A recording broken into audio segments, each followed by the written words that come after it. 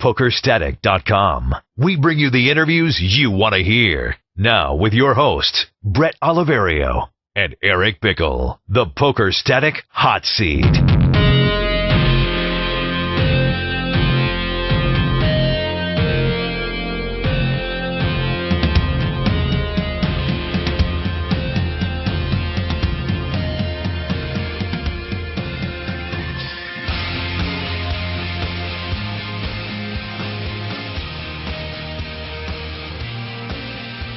What's up? Thanks for watching and listening to the Poker Hot Seat.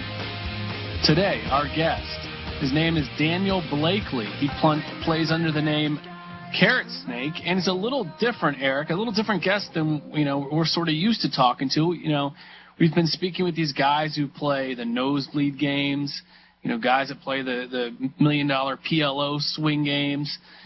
He's a guy who back in 2008 was playing 1-2 and 2-4 no limit, making hundreds of thousands of dollars per year. I know, it's so sick. Welcome to the show, Daniel. Thank you very much. Daniel's a pretty shy guy, or not shy might not be the word, but he's Skyping me. Are you sure? Your guest bailed today, right? He's like, it had to have been. Come on. No. You came highly regarded, and Billy Murphy, who is one of the co-owners of the site here, said, you guys got to talk to Carrotsnake. This guy's been killing it online. He's been a massive grinder for years. And unlike a lot of his contemporaries who just kind of ran up through the ranks and couldn't wait to play, the highest stakes, Daniel was very happy, just killing, as Bret said, the 2-4 games, even the 1-2 game, and making just boatloads of cash, variance-free, got on top of the cake poker scene way before a lot of people did, took advantage of the softness of Absolute Poker and some of those other sites way before a lot of others did.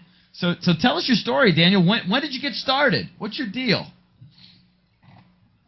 Probably a pretty typical story. One day my best friend's like, hey, we're having a poker game, and so I was like, all right, joined in, no idea what the rules were, no clue what I was doing, but I wanted to be a part of a group, and kind of went from there, and slowly saw party poker ads way back when, joined party poker, played those games, and just progressed from there. Now, did you start playing like sit and goes? A lot of guys just start out there, watch the tournaments on TV, they jump into a sit and go, and they kind of go off there. Then they eventually transition into cash games. Was that your deal? Honestly, at that point, I didn't even know what the difference between a sit and go, a cash game, a tournament. I had no idea what the difference between any of those was. So I think I just joined whatever games would pop up, and I had the bankroll for, and by that I mean I could put that amount of money on the table. Right, exactly. And then how long? What year was this? Must have been like 2004, I want to say, something like that. Probably like a year after my high school graduation or so. So 2003, 2004. So you were 19 years old. 19, yeah. Now, were you winning right away, or were you doing like most guys, like winning some, losing, going busto, redepositing, rinse and repeat, and doing that whole cycle? Exactly that. I remember I had a friend who he was like, you're an idiot. Like, you keep putting on $50 and like running it up to $300 and then losing it all. Like, learn how to do bankroll management. But at the beginning, that just wasn't me. I just kind of won money, then went broke. All right, but then I'm assuming, like most guys, you're like, you know what? This game can be beaten here. Let me try to take this a little more seriously. I enjoy it. What was that next step in your progression? Was it like the training sites? Or did you go out and buy Super System? What happened where you got that? There weren't even training sites at that point. It was just, it was pretty much 2+2. Like, I would Google poker forum, and that came up, and I just started reading, and 2+2 at that point was really, really helpful, and that's really what it was. That's what helped me turn the corner. Right, and so that involved just basically posting hands, going back and forth, meeting some guys there, chatting it up on AIM. Is that basically what you were doing? Even more so than AIM was the old school internet relay chat. IRC I found out this chat room with a bunch of people in it from 2+2, and like they were all the old school grinders like CTS and Jfish and people like that. And like talking to them, I learned so much.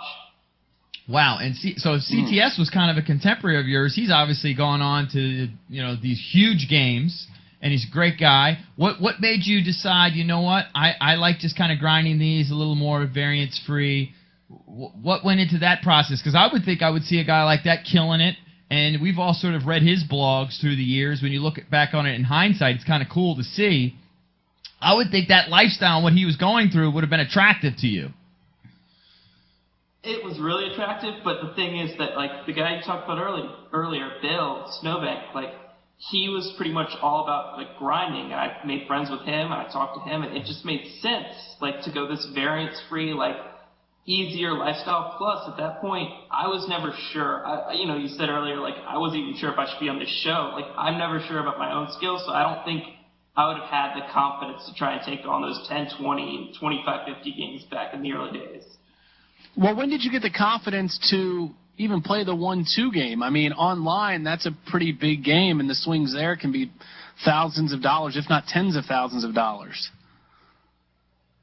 Actually, the interesting thing is 1-2 was just, I started playing that even with small bankrolls. 1-2 was always that, like, that sweet spot where I would be like, $200 is like the perfect amount. It's not a huge amount to lose, but I can win a decent amount here. So it was a good sweet spot to play at. Now, when you're doing this, were you playing 6-max? Were you playing full ring? Did you mix in any heads up? Pretty much always 6-max, though I did, you know, like you talked about sit and goes, I did do like the sit and go thing for a solid like 6 months or so, but almost entirely my cash game has been 6-max. Wow. And then what has your style been? Have you been like one of those, from the beginning, have you always been aggressive 3-betting and 4-betting and, you know, occasionally 5-betting? I mean, has that been your style, or have you been more conservative, a little more nitty?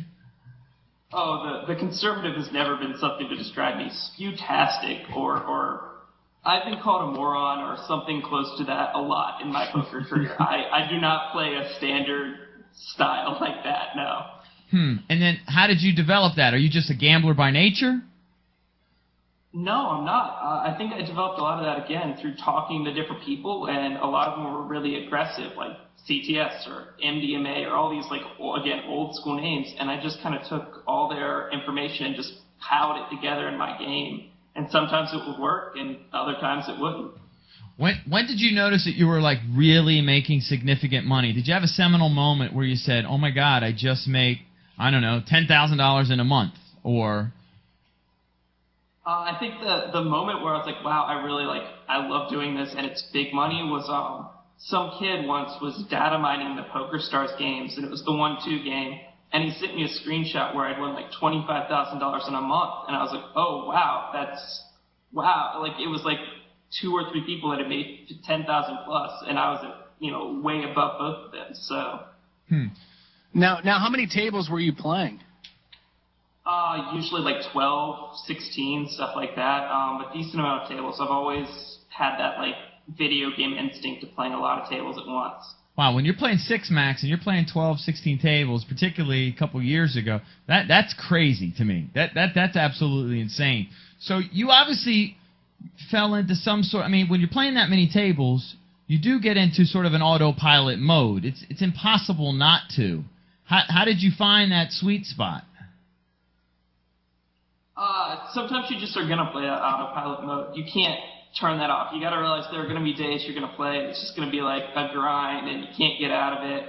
But you've got to focus otherwise, you know, anyways, and the best thing is just take breaks or whatever. But yeah, you're going to play autopilot sometimes.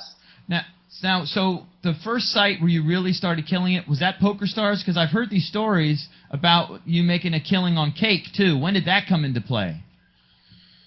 Poker Stars was definitely like the 1-2, and then I was branching out into different sites. I was like, all right, I'll look for other ones. And Cake happened, and I played 1-2 there, kind of ran up some money, played 2-4, and it was just so early. There was no one on that site besides people that wanted to, like, bet sports, which in general are not amazing poker players. And so later it was just like, I was able to play 5-10 and 10-20 there. Wow. And so what years are we talking about there?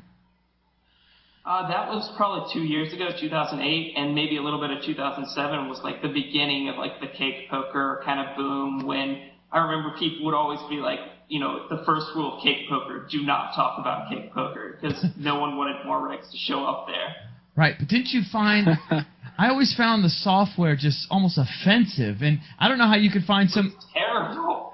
Is it better now? I mean, I haven't been there in a year, but how could you play that many tables there even? You really couldn't. Thankfully, maybe not thankfully, but there were never really that many tables running there, like 4 or 6. So you could play like 4 or 6 tables there. But the software there, and also Bodog was kind of the same era. Just playing that, oh my gosh, so many things just happened that were just so annoying. Wow. and so you at some point you got involved in staking too. Is that correct? Yes, I've been involved in a few stakes, yeah. How did that come about? Were they just regular guys that you knew? They were guys that were playing a lot bigger, right? Yeah, like the biggest staking I ever did was with a friend. He was like, hey, let's stake this guy. And he's a really good poker player. This story is just very typical of him because he's very good, but he's also kind of a little bit degenerate. And I had no idea who this guy is. I've never met him, still have never met him. But he was playing, we staked him for like 100, 200, 2-4, 3-6.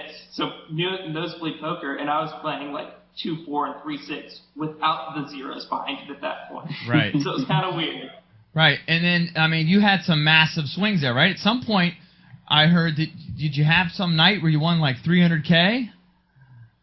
Yeah, like we had a night where he was playing 300, 600, I think, and he was like 200, 250K deep, and got it all in with ace-king and a 5-bet pot. Got it in on the flop, though, on like a queen-jack flop, so it was just like he has ace-king. I remember watching the hand, and like I saw him shove, and the other guy called, and I was like, he has ace-king, screw it, we need a 10. And then I looked, and I saw the guy had ace-10. So there was like some $500,000 pot, which, you know, I have 25% of or something, and it was basically ace-king versus ace-10, and if that king had hit, it would have been like a year's worth of grinding for me at that point, or something ridiculous. Oh my God! And you know, just from reading about you, you're not a guy that plays those nosebleeds games, and you don't really have a desire to. When you see your bankroll start to grow by hundreds of thousands of dollars, and at the same time you said you have that sort of wild aggressiveness at the poker table. What is it about you that makes you want to stay and play the 1-2 and the 2-4 games? I mean, why not jump up and play 25, 50, 50, 100 regularly? The sad thing is, maybe not sad, but I have played 25, 50 regularly. I did play 10, 20 regularly. But A, the games don't run that much higher than that anyway. And B, some of the times when I have played those games, just variance or playing the wrong opponent has certainly come into play. I've lost a few 40, 50K pots at 25, 50 where I probably shouldn't have been playing the game, and losing those pots makes you realize that grinding out the 2-4, the 1-2 is not that bad of a lifestyle. Now, and what kind of lifestyle is that exactly? You know, are you waking up at 9 a.m. out there in San Diego and grinding until 5, or you know, what exactly is your schedule like? At the moment, my schedule's more or less waking up at 3 o'clock in the afternoon and going to bed around 6, 7 a.m., something like that. That's got to be horrible on your body. I'm sure it is. I mean, it's a terrible thing. I know it is. It's just one of those, like, if I'm going to play poker, I don't want to do it when there's a lot going on, and it's, like, really easy at 1 a.m., just what else are you going to do besides play? So you can get your fun in during the day, like 7, 8 o'clock when you just wake up, and kind of grind through the rest of the night. Wow. Let's talk about how the games have changed while you've been going through this process. So you're grinding away, I mean, really killing it. You know, the email I got sent with the background information said, you know, making $30,000, $40,000 a month playing games as small as 1-2 with very little variance. You're on sort of the cutting edge of some of these newer sites. How did the games change? You know, everyone talks about it. The smaller stakes, the games have gotten tougher. The big joke on 2+2 is, you know, there's no money there. Everybody's solid. But there is some truth to that, though, right? Isn't there some truth to that? There is.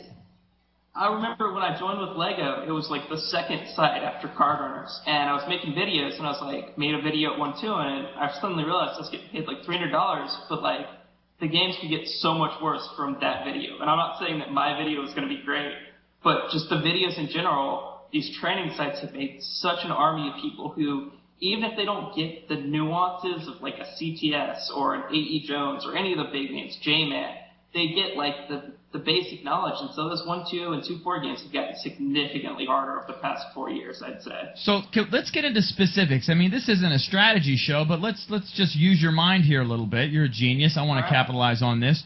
What did you find 3 or 4 years ago that you could get away with that you can't get away with now? What are the big mistakes people were making then?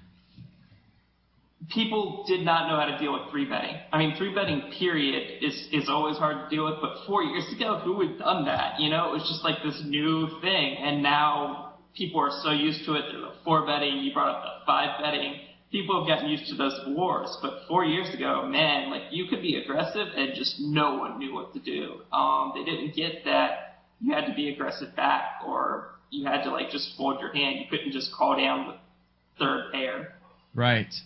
And how have you been able to stay sort of, above the fold and kind of keep your game evolving as everyone else gets better?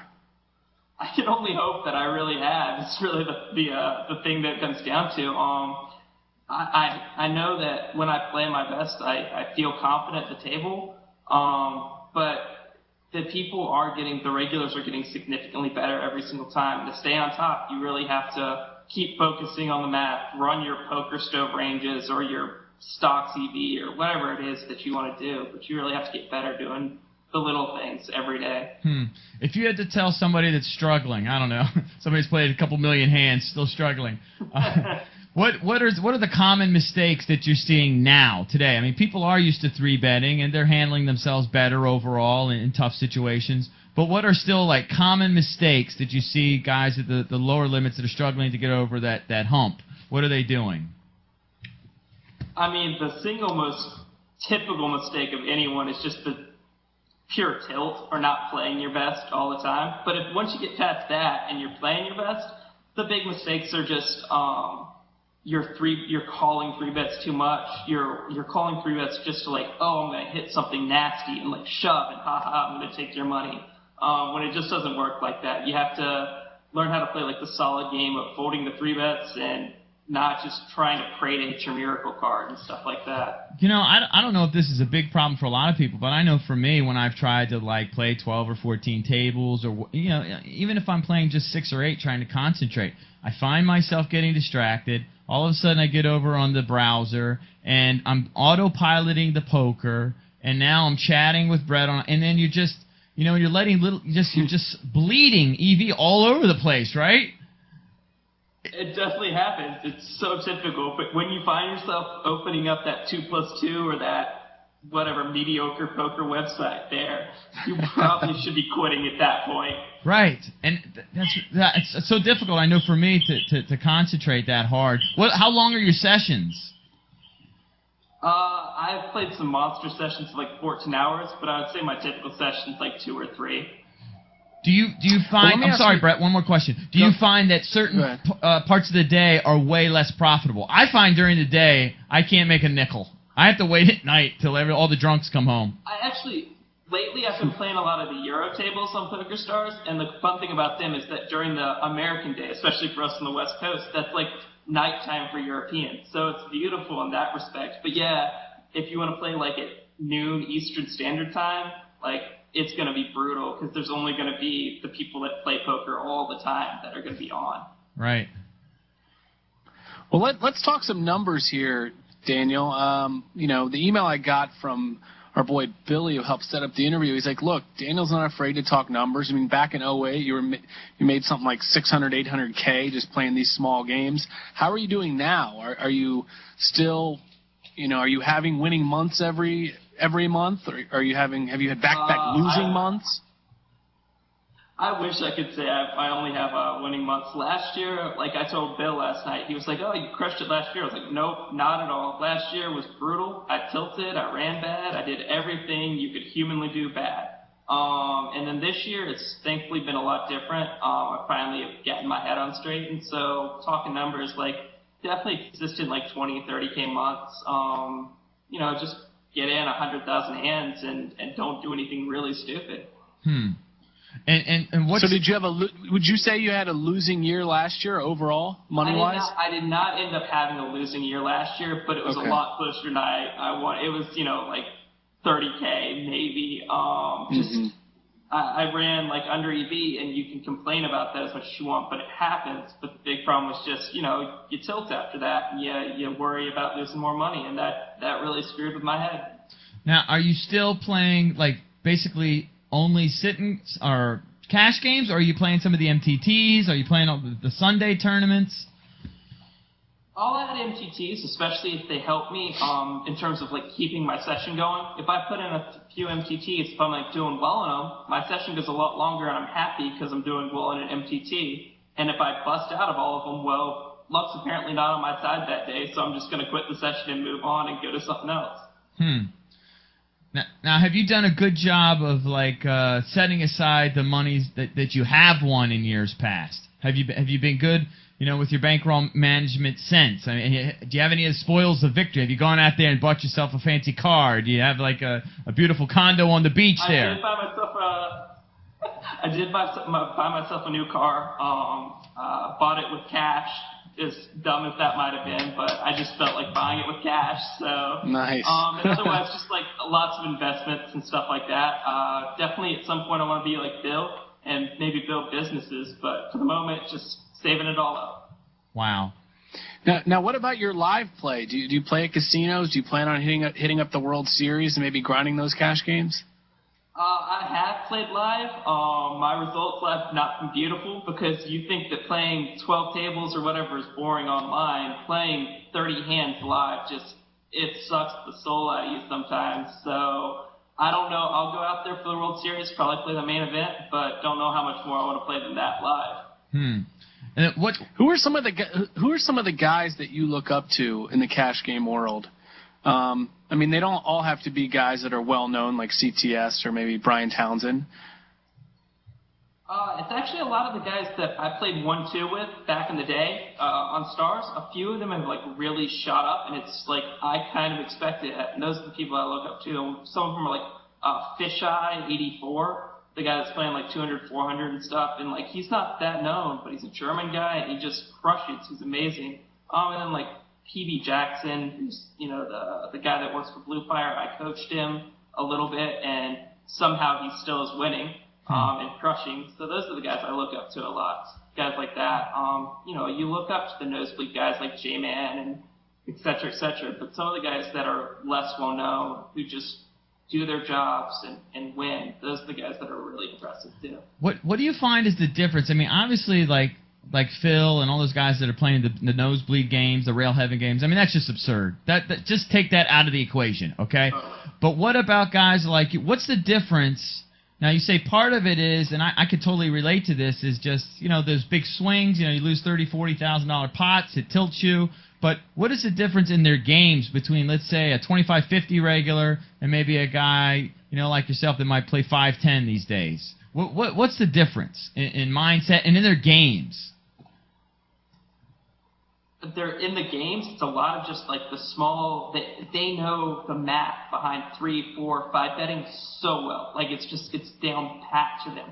Whereas for a 5-10 regular, for myself, like we know it maybe pretty well, but those guys just like they know the math. They're aggressive in the right spots. They read the game flow really well. They have great notes on their opponents. All those small things add up to make them just really amazing players at 25-50 and nosebleeds and whatever. Right. All those big games. Now, you can't take notes when you're playing 12 to 16 tables of 6 max. No way. You try, but it fails. The best you can usually do is if there's some interesting hand history, just copy it and paste it in the notes, and maybe if some hand comes up, you can look at that hand and be like, oh, it's kind of the same thing. But that's about the best you can do. Now, are you using a HUD? Do you use Poker Tracker, Hold'em Manager, any of those things to review your hands afterwards? Hold'em Manager, yeah. How much of your time is spent reviewing hands? Nowhere near enough. I know tons of people that do it a lot. I just kind of look at them and I'm like, okay, did I play these bad? Not really. Like, I can understand what I was thinking, and I move on. A lot of the times when I'm like trying to review hands, I just do it while I'm playing, and like I go through it. Because you can autopilot at the same time and like think through hands, sort of. Right. So Daniel, what's the future hold for you? I mean, you're 25 years old. How long are you going to grind? Do you plan on moving up in stakes? What exactly are your thoughts on your future? The future's kind of interesting because none of us know the future of poker. Like, it could become a boom again if they make it legal. It could continue on its current path and kind of become, well, the 25-50 games are gone now, and maybe in 6 months the 10-20 games are gone. So in terms of moving up, I'll probably stick to 2-4, and then whenever I still love poker. Whenever I lose that feeling, I'll go into teaching or something like that, something that I would love equally as much. Now, you were a coach for a period of time at Lego Poker, right? Yes. And you weren't happy there. I don't know if you want to go into it, but some of the things weren't working out to your liking. How come you didn't decide to go ahead and jump into another training site? I actually got offered into a different training site, but the problem with that is, one, I know that I'm kind of lazy. Like, I love grinding, but the other typical things like making videos and deadlines and stuff, there's a reason I became a poker player and didn't get a real job. And so I know that me, myself, like, trying to make videos on time was not the best idea. The other thing is just, like, putting your thoughts out there. It can sometimes be bad for your game. Like, it doesn't have to be, but there certainly are coaches out there that I've seen after they do videos, they start losing, and you can attribute that to variance, but it can also be attributed to people just playing better against them. Right, yeah, totally. Whose videos, and I always wonder this, sometimes I'll look at a library of videos on a site and I'll go, well, that video is 6 months old, that can't be any good. I wonder, do those videos hold up over time, and whose do in particular, I wonder? The thing is that the videos that are going to hold up over time are the videos that have the best players. So they're going to be the videos by your J-Man, by your CTS, by Apathy. Those videos are going to hold up for forever just because it's the way they think. Not just like a lot of the smaller videos are like, here's how the games work now. And those aren't going to hold up. But the videos from the people that really play the game well, it's just how they think. That's what you learn from them. What about Pot Limit Omaha? It seems a lot of players have made that transition. You've sort of been sticking around to 1-2, 2-4, no limit. Why not give PLO a shot? I have given PLO a shot, and I ran it up at like the Cat PLO games. Won a lot of money there, and then lost it all back. And I still have a PLO like gambling itch to me, kind of like I'll play it every now and then, but I haven't spent the time to learn the game that well, so I don't think I'm ever going to try and actually really get into PLO. It's just it's a tough game, and it's got a lot of variance to it. You never know who's the big winner. Like, variance could tell you that some guy is, and he might not actually be. Right. So you think, though, like at least in the next 2 or 3 years, the games are still going to be soft enough for you that you're still going to be able to grind out a real nice living, provided that you're putting the time in, you're reviewing your hands, and, taking it seriously. I mean, that's the hope, yeah. Like, I would assume so. I don't see anything really big changing. People love to gamble, and people love to play poker, and it really works out well for that they love to do it, and I like to do it too, and hopefully I'm a little bit better than them for the next couple of years at least. Do you do any table selection, by the way? Any table selection at all? Oh, yeah. I used to not, and that was one of the reasons why, like, last year happened kind of was I wouldn't table select as well, and I've gotten better about that. I try not to be that kind of leech on the games where you never start games, but I certainly have gotten better at just not playing any random table. What tools are you using? I'm sorry, Bret, last question. What tools are you using to do that? I don't use any tools. I just kind of join tables. Like on AP, if I play there, I just kind of know the player pool well enough where it's like, okay, that guy's probably not amazing, that guy's good. But on Stars, I don't play it as much anymore, but I have recently. And so you just kind of join tables where either the guys aren't full stacked, or you play for a while and you notice, hey, everyone's really good at this table, or there's a guy that's bad, let's stay. Now, Daniel, what do your parents think? You got your college degree, which, a lot of poker players don't. They seemingly drop out of college and they just make cash online. You got your degree from Georgia Tech. How does your family handle this? Well, like, I was going to get my degree. Like, I was not going to drop out. I knew I wanted to. My dad would not have let me. My mom, if she was still around, she probably wouldn't be too happy about this. She'd be happy I'm happy, but I don't know if she would really like poker. But my dad, he brags about it to his friends at work, so he's pretty happy about it. He's not worried about it in the least. I mean, it's safe to say, right, in your heyday till now, I mean, and I'm only saying this because Daniel said he was comfortable talking about numbers. I mean, you've made 7 figures playing poker online. That's pretty sick. Yeah, I mean, like, I remember, especially when I first started, like, that beginning of Cape, where I had, like, a huge one monster month, and I was still kind of young and immature, and I started bragging about it to my dad. Like, I've made more in a month than you make in, like, a year. And I don't think I would ever do that again to him. But, yeah, it's pretty sick when you think about it. Wow. Well, I'm totally jealous. What about your screen name? What's up with Carrotsnake? It actually came about, like, when I was in maybe 6th, 7th grade. One of my friends had the screen name Gator-snake, and the other one had Carrot Worm. And I just decided to be really cutesy and just combine them. So there's no real rhyme or reason for it. It's just a totally random, like, my other friends picked their names, and I just combined them. Oh, gotcha. Well, hey, it's worked out for you. If you ever decide if you ever decide you want to get back into coaching, you just let Bret and I know. We're always up for it. I mean, I'm looking to do it sooner or later. I do enjoy it. I definitely love teaching.